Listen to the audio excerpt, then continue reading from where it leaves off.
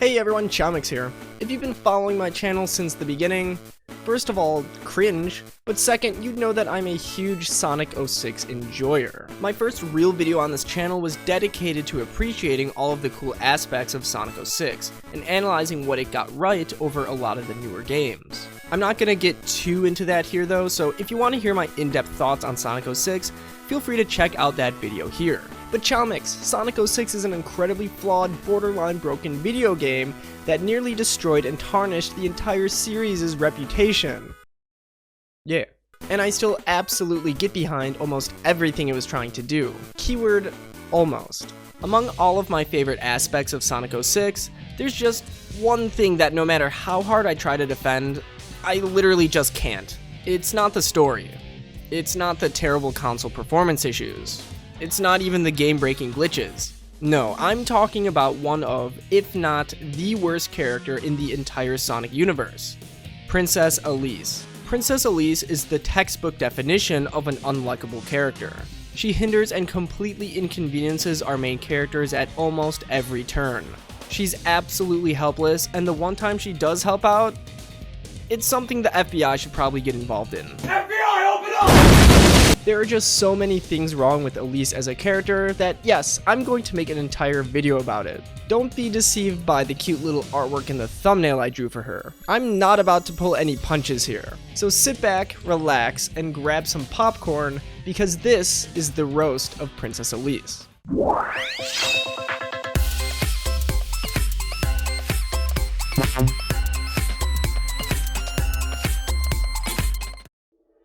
Sonic 06 was supposed to be the Sonic game, or at least this is how the game was being presented and advertised in the trailers. After the incredible high-stakes stories from Sonic Adventure, Sonic Adventure 2, and this one, Shadow, Android? The story for this next game had to be harder, better, faster, and stronger. Being the series' 15th anniversary, Sonic Team wanted to do something a bit out of left field for this one. They intended this game to be a soft reboot of the entire Sonic series. How exactly? Well, I'm not exactly sure if I'm being honest. The biggest thing that points to it being a reboot would be the change in Eggman's design, I guess. Everything else is basically intact for the most part. It all fits in alongside the other games and their continuity just fine. But now that I think about it, I believe one of the biggest changes they intended for when rebooting the series was giving Sonic and Friends a much larger involvement with human characters. Again, look at Eggman. He's far less cartoony than any other iteration before. Take note how we go from this to this. He's really realistic in this game. It's a bit uncanny actually, and I love it. It's definitely to have him blend in with the other human characters since they're also just as realistic. Speaking of other human characters, we also get humans within the supporting cast of characters too. And this is where Princess Elise comes into play. Being the last surviving member of the royal lineage of the beautiful water city Soliana, Elise is the primary target for the antagonists of Sonic 06. During a tragic accident involving her father's research experiment gone wrong, she was used as a vessel to seal away the flames of disaster. Throughout the game, Eggman and Mephiles try unleashing the flames by making Elise cry. Yep, as long as Elise doesn't cry, the flames of disaster continue to be sealed inside of her. But let's think about this realistically for a second. The flames were sealed inside of Elise when she was about 7 years old. And 10 years later, you're telling me that she never cried? Not even once? I get on the verge of tears whenever anyone slightly raises their voice at me.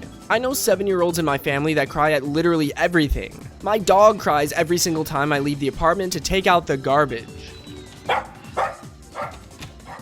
So you're telling me this 7-year-old has never shed a single tear in 10 years? Yeah, you know how I mentioned Elise was a human character? Well, she's not. There's just no way she's human. A normal human experiences emotion. Elise, on the other hand? Nope. Definitely not even human. Actually, this brings me to my next point. She be looking like an octopus sometimes. Like this scene, for instance. She just looks so oily. It's like she just got finished going through a slip and slide made of olive oil. It's really inconsistent too because you got the in-game cutscenes and the pre-rendered cutscenes, which use different models varying in detail. Her in-game model pretty much always looks like she was dunked in a pool of slime, and some of the pre-rendered cutscenes have this same effect as well. I think some of them also use the in-game model.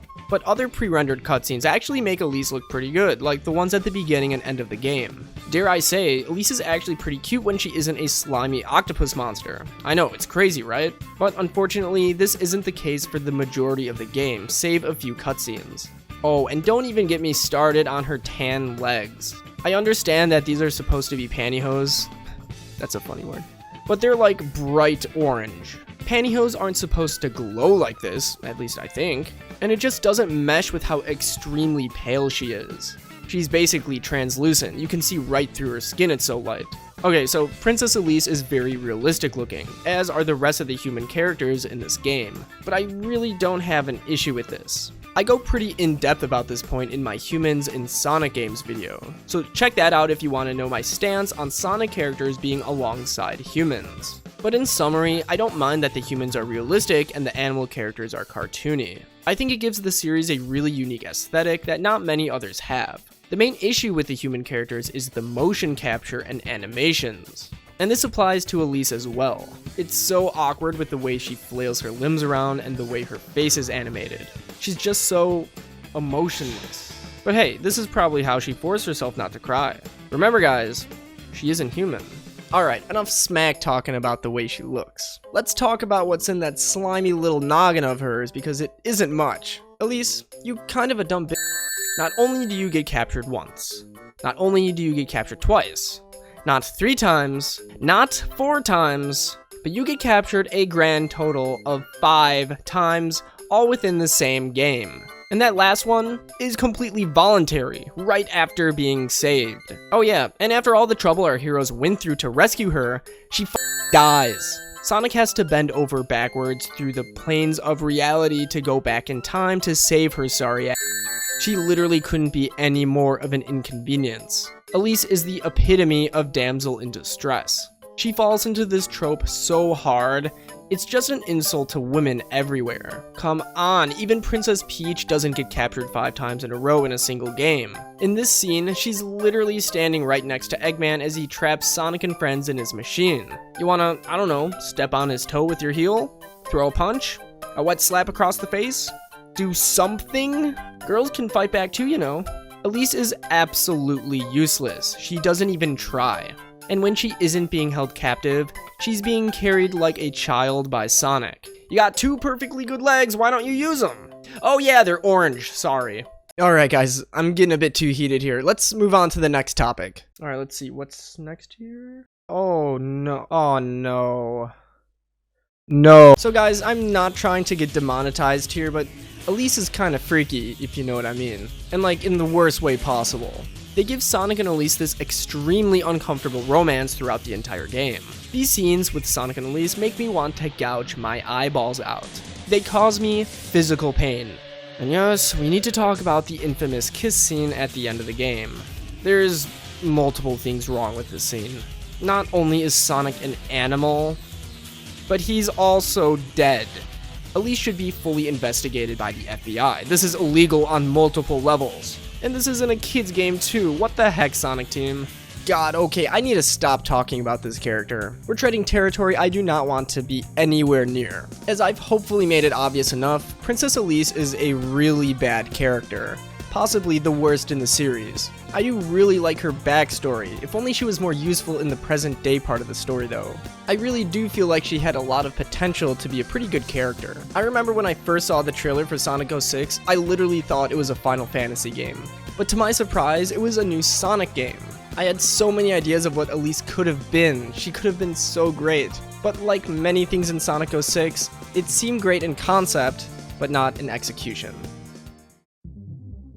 Hey everyone, thank you so much for making it to the end of this video. If you like what you saw, leave a like, and subscribe for more weekly content similar to this. In the comments below, let me know what you think of Princess Elise. And to take that discussion even further, make sure to join our community Discord. Link to that in the description. And finally, I'd love to give a huge shout out to my backers. You guys absolutely rock and are the #1 reason I'm able to continue making these videos on a weekly basis. If you'd also like to directly support my channel and get some cool perks, press the join button beneath this video or go to the description and press the channel membership link for more information. And with that being said, I hope everyone has a fantastic day. Peace.